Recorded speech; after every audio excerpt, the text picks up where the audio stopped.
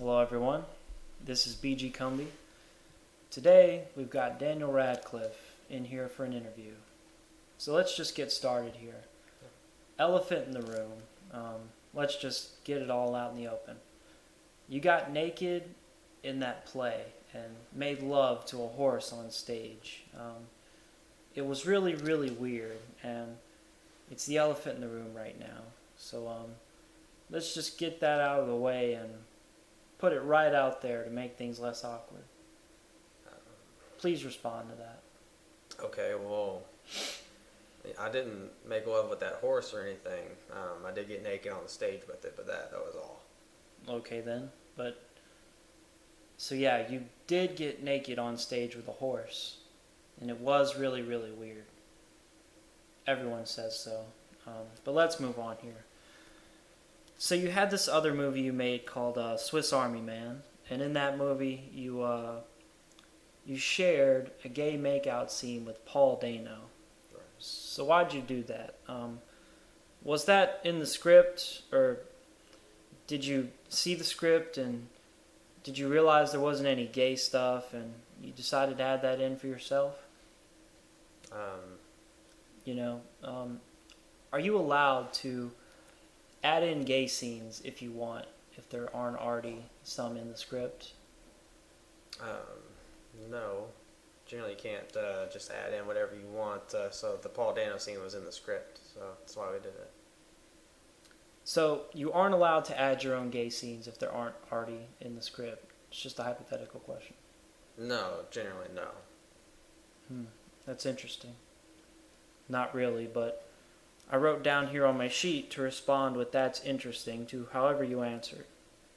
So anyways, next question. So what is Lord Voldemort like in real life? The actor that played him. I mean, how did they find such a freaky looking guy to play Lord Voldemort? Did they have to search the entire world for a guy with gray skin and no nose to play him? Because he was perfect for the role. Well, Ralph doesn't actually look like that. He's a regular guy. That's all just like makeup and effects and stuff. But he's a great actor. He was definitely perfect for the role. All right then. My next question is, what is the deal with the guy who played Ron Weasley? Robert Grimp, I think is his name. So he's kind of a loser, right? I mean, he doesn't get roles anymore. So do you think the reason for that is because he's a bad actor, or what? Rupert? No, he's a great actor. Well, let me put it this way. Rupert, not Robert, right? Right. Rupert doesn't get roles. Do you think he doesn't get roles anymore because of A, he's a bad actor, or B, because he's a loser? Or C, all the above? Just choose one of those. I'm going to decline to choose one of those. He's a great actor, a good guy. Just wanted to focus on some other things is all. All right, then. My next question here. Who was a better on-screen lover? Paul Dano or the horse from Equus? Like I said, I didn't have any sort of... I did not make love with that horse, so, I guess Paul Dano, but... All right. Yeah. So you know that saying, hung like a horse. Is that accurate? What I'm asking, you're the expert here. You know what I'm trying to say. Please respond to me. I'm not an expert, like I said. Didn't do anything with that horse, so I really can't answer that. Next question. If magic was real, what would you do? Okay. Would you maybe go back in time and abort baby Hitler, or anything? What would you do if you had access to magic? It's a good question. I don't really know. I guess the high priority would be kind of what you said. Going back and stopping Hitler. That'd be important. I think if I had magic, I would go back in time and tell Hitler to just stay out of Poland. Just avoid that whole thing, But yeah, next question. So in your movie Horns, you aren't British anymore, but you sound American. So did they have to search the whole world and find an American actor who looked just like you to play that role? No. How did they do that? Was that your American twin brother or something, is what I'm asking. No. Explain some of the behind-the-scenes stuff for us, please. Okay, no, that was me, just with an accent. That's kind of part of acting. I mean, they give you a voice coach to help you with the accent and everything, but that's me. All right. So next up, not to bring it back to the horse stuff again, but like I said, it is the elephant in the room, and it's what everyone's going to be thinking about as soon as they see you. So I just want to get that out there. So the horse from Equus. You've seen the video Mr. Hands before, right? No, I don't think so. It's the guy that got schlonged by the horse and died. No, I haven't seen that. I mean, you probably have that bookmarked, right? Definitely not, no. Is the Mr. Hands video your homepage on Google Chrome or what? No. Is it just like a cautionary tale for you then? Like I said, I'm not familiar with it. Okay, all right. So next, I just want to hear about your honest opinion of the Harry Potter books. Okay. Don't give the politically correct answer here. Because, I mean, we both know that J.K. Rowling has poor prose and terrible sense of pacing.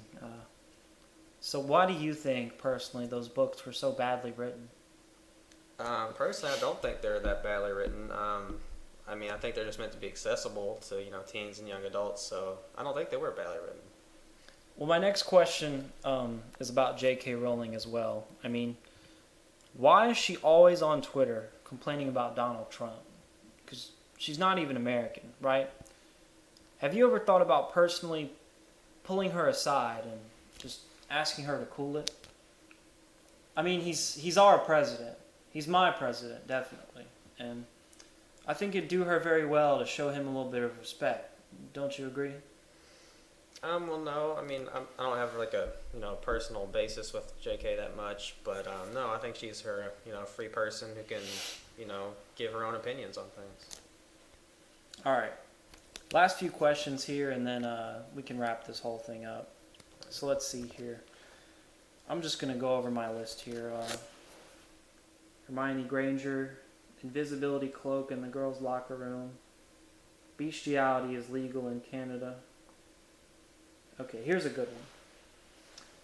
Is it embarrassing to be you? Let me rephrase that. The Harry Potter movies, they're kind of a joke, right? I mean, come on, it's kind of like one of those lame kids movies that everyone just makes fun of constantly, right? So, is it like when you look in a mirror, right? You look at yourself in the mirror and you realize you're that guy. You're Harry Potter. Do you hate yourself? Please respond. No, I definitely don't hate myself for any of the work I've done. I'm proud of everything I've done, even Harry Potter. So, no, definitely not. So, another elephant in the room here. You and Moaning Myrtle. You ever do anything freaky with her? Because, I mean, to me, she seemed like she was good to go, I mean, remember in Goblet of Fire, there was that scene where you were in the bathtub and she checked out your junk. Please elaborate on that for me.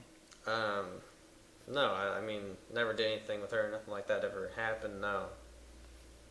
Next question. If you had an invisibility cloak in real life, who would you spy on?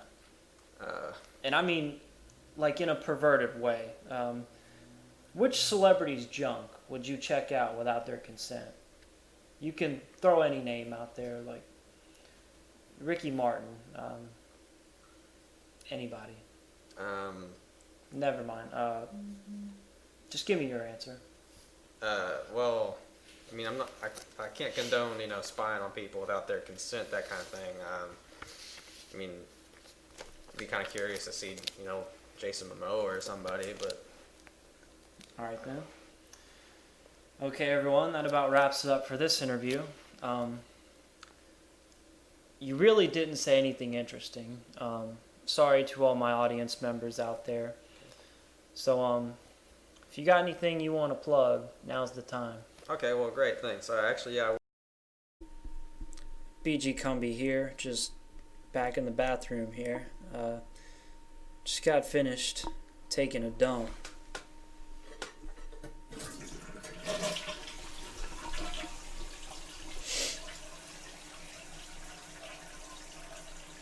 Wow, you hear that? That's the sound of Daniel Radcliffe's career after Harry Potter. Am I right? Nah, though. I'm just ribbing him a little bit here. That's what us comedians do. Seriously, though. That guy needs to get up to date on a little invention called a breath mint. That one's not a joke. And that horse stuff, I just couldn't get past it. It was all I could think about the second I started interviewing him. The guy got naked, on stage, with a horse. In any other society, that would be considered antisocial behavior and he'd be locked away. These Hollywood actors these days, man, they're all just a bunch of freaks. Am I right, folks?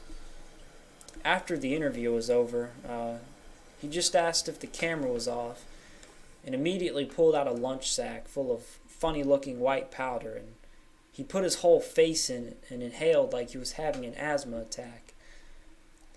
It was kind of sad, but kind of funny at the same time, just, to see a man completely hit rock bottom like that. I don't even think he has any of his Harry Potter money left. The guy is completely unstable. I was honestly scared for my life during that whole interview. But yeah, that's it. Harry Potter sucks, man. Harry Potter sucks.